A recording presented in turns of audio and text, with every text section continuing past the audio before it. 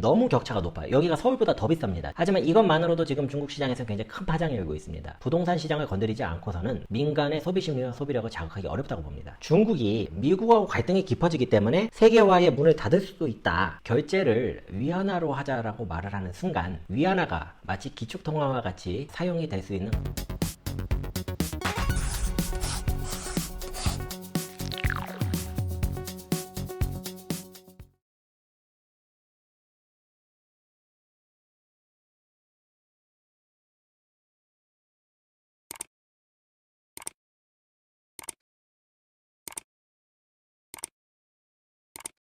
자, 그러면 세 번째로 민간 소비를 부양하는 방법에 대해서 한번 알아보도록 하겠습니다. 제가 이 부분을 계속 고민을 해봤어요. 어떻게 하면은 민간에서 돈을 쓰게 할 것인가. 지금 굉장히 경직돼 있고요. 일단 고용 안 되죠. 그러니까 취직이 안 되고 회사 다니고 있는 사람들은 자기가 해고가 되지 않을까 걱정하고 있고요. 다들 돈을 꽁꽁 싸매들고 있기 때문에 쉽게 돈이 풀리기 어려운 구조입니다. 그럼에도 불구하고 민간 소비를 만약에 부양을 하려고 한다라고 한다면 제가 봤을 때는 아무리 생각을 해와도 부동산 시장을 건드리지 않고서는 민간의 소비 심리와 소비력을 자극하기 어렵다고 봅니다. 그렇다면 제가 이제 이런 질문을 한번 던져보고 싶어요. 이번 코로나 위기를 겪으면서 중국 사람들이 부동산에 대해서 가지고 있는 시각이 변했는가? 변했다면 어떻게 변했는가? 제가 뭐 모든 중국 사람들을 만나볼 방법은 없습니다. 그거는 누구도 할 수 없는 일이고요. 그런데 현재까지 적어도 제 접촉 면적에 있는 사람들을 놓고 봤을 때는요. 부동산이라는 자산이 불안하다고 느끼기는커녕 오히려 더 중요하다고 느끼는 것 같습니다. 예전에 제가 중국 사람들이 보는 부동산의 문제와 한국에서 보는 것들 다른 부분을 한번 공유를 해드린 적이 있는데요. 거기서 말씀을 드렸는데 일종의 그 에너지바 역할을 한다는 말씀을 드렸어요. 뭐냐면 부동산이라는 걸 에너지바처럼 이렇게 쌓아놓는 겁니다. 그러다가 나한테 무슨 문제가 있다. 급전이 필요하다. 자녀가 유학을 가야 된다. 사업체를 운영을 하면서 돈이 급하게 필요하다. 등등 이런 부분이 있을 때 그걸 하나씩 팔아가지고 현금화 시켜서 쓰는 거죠. 자, 이번에 중국에 사업을 하시는 분들이 그런 식으로 부동산을 많이 활용을 하고 계시고요. 그러다 보니까 현금화 가능성이 높은 부동산 자산들이 급매물로 나오는 경우들을 많이 봤습니다. 물론 이제 그런 매물들은요, 그 매물을 매입하려고 준비하고 계시는 분들이 바로바로 구매를 하시고요. 그래서 전체 부동산 시장의 거래량은 줄어드는데 급매물이 나오면서 이것이 소진이 되는 속도는 또 빠른 그런 지금 특이한 현상이 보이고 있습니다. 이번에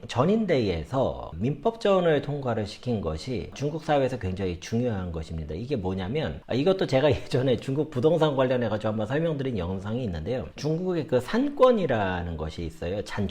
이게 뭐냐면 토지는 이용권, 기간제로 이용권을 갖다가 부여받는 것이고 본인이 소유를 하는 것은 건물의 개념인 겁니다. 한국하고 굉장히 다르죠. 그런데 문제는 그러면은 어떤 건물이든지 간에 토지 위에 지어놨으니 정부하고 얘기를 한 50년이 됐든 70년이 됐든 그 기간이 되면 정부가 그 토지를 몰수해버리면 이게 없어지는 거 아니냐. 전혀 그렇지 않은데 이제 한국에서 그런 공포심리가 있다고 말씀드렸죠. 거기에 대해서 이번에 전인대에서 확실하게 얘기를 한 것이 무엇이냐. 자, 그 기간이 만료가 되더라도요. 그것에 대해서 우리가 연장을 해주겠다라고 한 겁니다. 이것은 당시에 제가 중국에서 중국 사람들이 고민을 하는 부동산 문제에 대해서 영상을 드린 적이 있고요. 그때 제가 중국에서 아마 가장 가능성이 높은 거 세 가지를 말씀을 드렸는데 그 중에 제가 강조했던 가장 높은 가능성 그게 현실화가 됐습니다.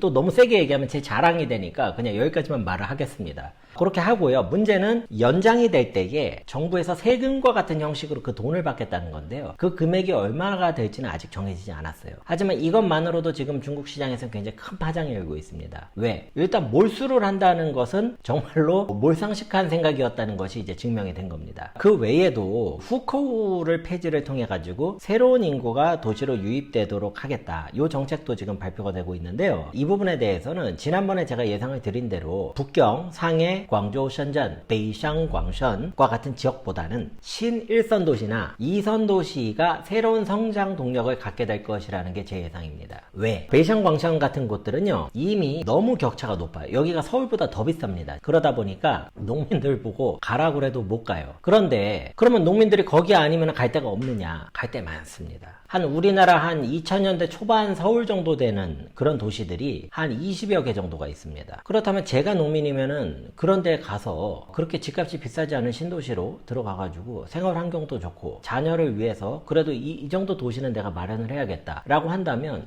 저 같으면 갈 것 같습니다. 농촌 쪽에 다른 이유가 있지 않는 이상 그쪽으로 갈 수가 있겠죠. 그렇기 때문에 지금 민간 소비를 부양을 하는 측면에서 부동산에 터치하지 않을 수가 없고, 실제로도 중앙정부에서 부동산과 관련된 다양한 완화성 정책들이 발표되고 있는 것으로 보아서 그러한 기조가 맞을 것 같습니다. 다만 베이샹광천과 같은 경우에는 부동산에 대한 억제책을 계속 쓰지 않을까. 그래서 전체적으로는 신일선 도시와 2선 도시가 베이샹광천 간의 갭을 줄이는 방향으로 가는 것이 중국 전체 대도시의 균형 발전 측면에서도 바람직할 것이라고 봅니다. 베이샹광천 쪽 얘기를 좀 해보자면, 제 채널을 보시는 분들이 뭐 베이징이나 샹하이나 션전 사시는 분들이 꽤 계십니다. 아직 광저우에서는 저한테 댓글이나 연락을 주신 분은 안 계시고요. 조금 차이가 있는 게, 상하이하고 션전을 제가 조금 요즘에 재밌게 보는데요. 상하이는 정부에서 부동산 억제를 해서 그런지 가격이 상대적으로 통제가 잘 되고 있어 보입니다. 물론 이제 아닌 데도 있어요. 건바이 건이니까. 근데 전체적인 측면이 그런 거고요. 그런데 심천 쪽은 정부에서 억제를 하기보다는 시장의 힘이 더 센 것 같습니다. 그렇기 때문에 심천은 최근에 부동산 시장이 다시 이제 올라가고 있는데, 심천 시장이라는 것이 중국 전체 그 부동산 시장에서는요, 반응이 먼저 온다고 그럴까요? 심천에서 먼저 오고 그것이 전국으로 확대가 되는 이런 경향성이 있습니다. 그렇기 때문에 그런 부분도 한번 참고를 할 필요가 있겠다, 이런 생각이 듭니다. 자, 네 번째로 중국이 국가 간 수출입을 그러면 그냥 포기하는 것이냐, 완전히 이제 문을 닫고 자기 혼자 살겠다는 것이냐, 그건 불가능합니다. 지금 우리가 한국에서 오해를 하고 있는 것이, 중국이 미국하고 갈등이 깊어지기 때문에 세계화의 문을 닫을 수도 있다. 그거는 너무 극단적인 시각이죠. 미국 외에도 이 세상에는 나라들이 굉장히 많이 있습니다. 자, 예를 들어서 EU 국가 중에는 중국하고 지금 관계가 좋아지는 나라들이 상당히 많고요. 물론 이 부분에 대해서도 이제 반중적인 스탠스를 취하는 분들은 그렇지 않다, 뭐 이렇게 얘기를 하시겠지만, 분명히 그렇게 관계가 좋아지고 경제 협력이 강화되는 것은 사실입니다. 그 외에도 1대1로 협력 국가들이 있고요. 또 하나는 이제 아시아권이 있습니다. 특히 아시아권 같은 경우에는 우리나라를 한번 예로 들어볼게요. 수출을 하지 않으면은 먹고 살 방법이 없는 나라인데, 수출길이 막히면은 그러면 이제 누가 수입하겠다 그러면 그 나라하고 협력이 강화될 수밖에 없거든요. 자, 그렇기 때문에 저는 이제 중국이 미국을 중심으로 하는 미국과 관련된 국가들에 대한 수출입은 줄이되, EU나 1대1로 협력국, 그 다음에 아시아 주변국들에 대해서 일종의 경제 블록화를 만들지 않을까 하는 예상이 듭니다. 지금 시진핑 주석이 방안을 해서 협의하려는 주요 의제 중에 하나가 한중 FTA라고 알려져 있습니다. 이런 것들이 중국이 앞으로 많이 활용을 할 것 같고요. 여기에서 이제 조금만 더 나아가면은요, 결제를 위안화로 하자라고 말을 하는 순간,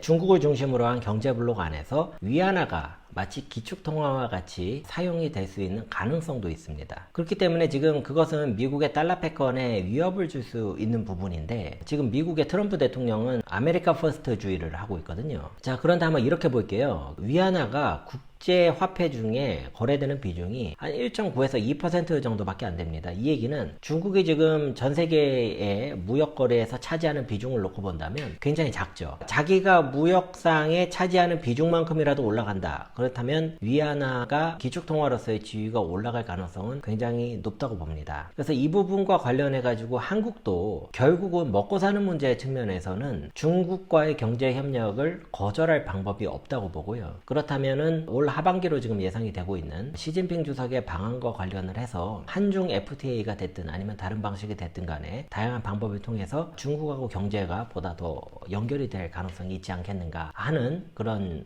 예상을 해봅니다. 그래서 영상을 들어주셔서 대단히 감사하고요. 제가 예언자가 아닙니다. 제가 그냥 현장에서 있는 거를 가지고 한번 예상을 해봤고요. 저도 이제 경제 경영 분야를 전공으로 하고 또 중국과 관련된 분야를 계속 해왔기 때문에 그런 부분에서 한번 제 생각을 여러분께 공유드려 봤습니다. 조금이라도 도움이 되셨기를 바랍니다. 들어주셔서 감사합니다.